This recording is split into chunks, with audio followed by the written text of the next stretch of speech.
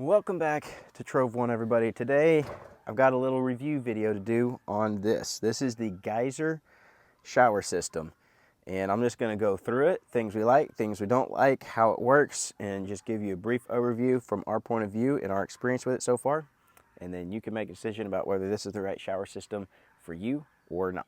All right, so this is the basic unit. They have two different models. This one has a built-in electric heater in it, and then they have another model that doesn't have an electric heater, and it's a little bit cheaper. I don't know if they have anything new out since I got this. We've had this for about a year, maybe a little over a year now. So the concept here is, this is your water tank. Lid comes off, and it's just this holds about a gallon of water right here. And then this side has your pump, and the heater is in the bottom of this tank. So this is all pump mechanisms and stuff over here. Up on top, we have a few different things here. This is our hose connector, our switch for the heater and the pump, and then a bunch of kind of status lights that tell us different things. If our water's too hot, if it's over 100 degrees, if it's at 100 degrees, if it's below 100 degrees, that the water's heating, lid secured, that it's on all the way. Low water, that one, just when the water gets low, and then power on. So just basic status lights, pretty simple. Pretty simple design, but it's kind of ingenious and very different from every other shower system out there that I've seen. So that's the main unit. There's also on the back is where you plug in your DC power, that little plug right there. So it comes with a pretty nice long cord here. I don't remember, it's like 12, 15 feet. Standard DC plug on this end, and then the matching plug for the heater on that end. So you just plug that up to DC power and it's ready to rock and roll. Then this is the hose that we use. So this is the connector that goes into the heater, just a quick connect. And then this is the other side, and this fastens onto the sponge. And then this is your valve right here. It just turns, opens and closes. That shuts your water on and off at the end. So this is what you're actually cleaning with in this instance. You've got a foam pad. Looks like this. You can get replacements for these. You can get different colors, which is kind of nice with kids because you can designate. It just goes on here and twists in and then locks in place like that. So now it's all attached there, and this just plugs into the top. So very quick and easy setup. You can actually put all this inside of it. I will say, make sure if you're storing it inside of it, make sure everything is dry or it will mold. Trust me, I know from experience. Put it in there, make sure everything is dry and clean. All right, let's put some water in this real quick, and I'll show you how it works. We're just gonna fill it up off the camper tank over here, just like we would if we were at camp.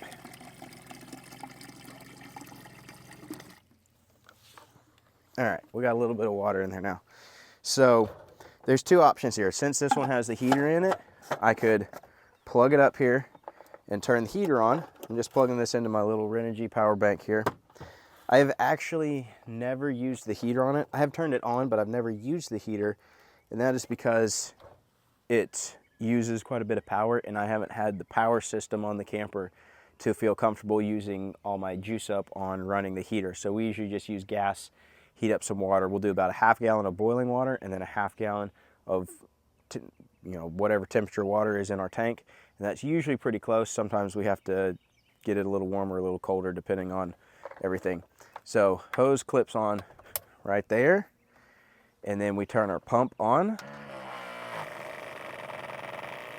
and I've got the valve open, so you can see it is just running out of here. And then I can close this right here, and it shuts off. And this is variable, so you can turn it on very low, or you can turn it all the way up.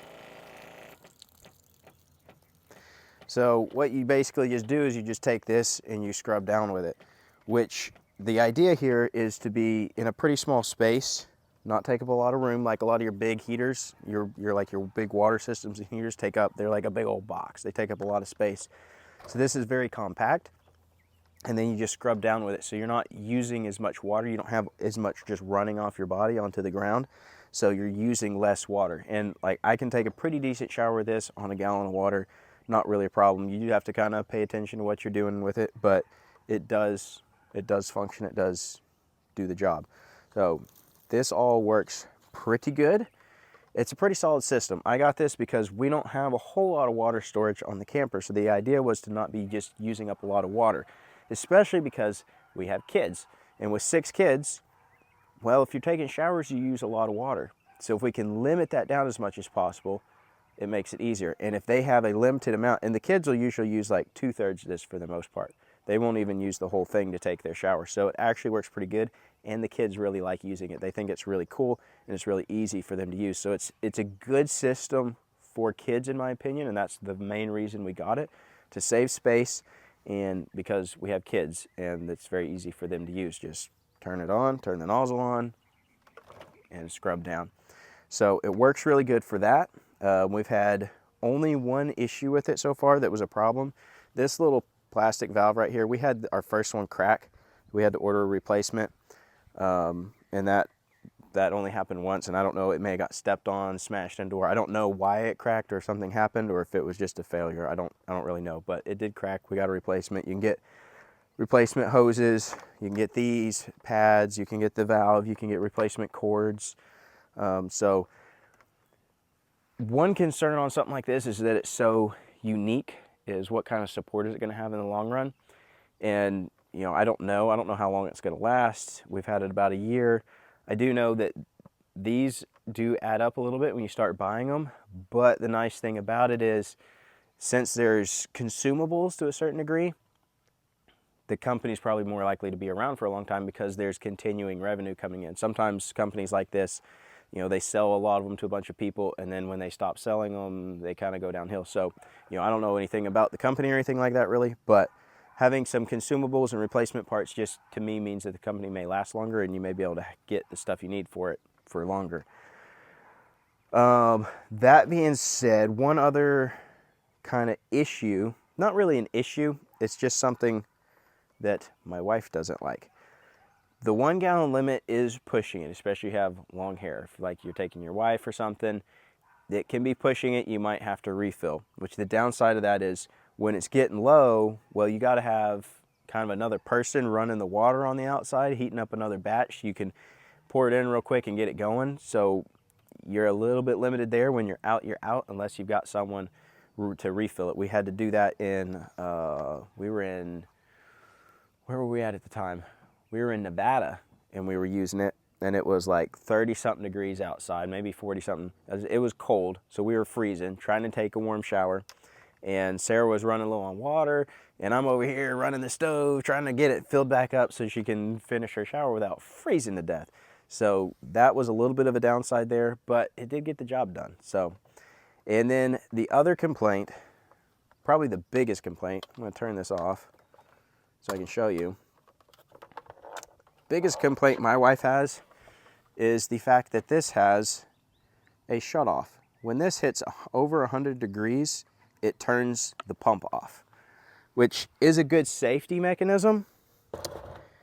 But when your wife likes to take a shower that's so hot that it burns your skin off, 100 degrees don't cut it. So I think it would be nice if there was an override on that. I like that it has the lights, but I don't like that it shuts it off, because like when we were in Nevada, I got the water a little bit too hot. We put it in, and now you're trying to take a shower and the water's too hot and the pump kicks off. And so you're like having to dump water out and pour colder water in and stuff like that. And it just doesn't work very well. So that's a little bit of a problem. I wish it didn't shut the pump off. I wish it just gave you a warning light, because with the kids, it's nice. You don't want them to accidentally get scalded or burned or anything. So it's nice for them, but it's not nice when your wife wants a hotter shower, especially when it's like 35 degrees outside. You're trying to take one quick and the water's freezing about as fast as it comes out anyway. So you want a warmer temperature than what this will let you have. A little bit of a downside. It doesn't really bother me, but it bothered my wife, and she's the important one. And if you're getting something to keep your wife happy, if she likes scalding hot showers, this might not quite do the trick. So I think it's a feature they should change and just let it function, but give a warning light, or have a way to turn it off and make it function. So that's the biggest downside. Other than that, the system works great.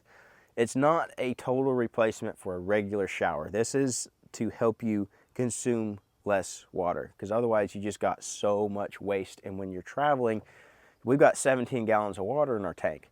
That doesn't go very far when you start taking showers. It goes really fast, and then you've got to refill. And if you're on the road for a long time, that tends to be expensive or just hard to do, or you're filtering a ton of water. So it is possible, but it's a little bit harder. So for the number of people we have, this has been a good system, a pretty good option. I could still see teaming this up with a standard water heater, which I may do eventually. When I do my swing out bumper, I might end up putting a water heater on the bumper where I could have my propane there and my water heater there, and then have the instant hot water for dishes. It would save us a lot of time, and probably propane because it'd be more efficient. But that's something for down the road. And then we could still use this for the showers or use a regular shower depending on, you know, the kids. This is a good option. They can't use too much water and they're not just dumping it out on the ground. So I think that's it. That's the Geyser system. We like it, but with a few caveats. So there you go. That's all I got for today. So thanks for watching. We'll see you next time.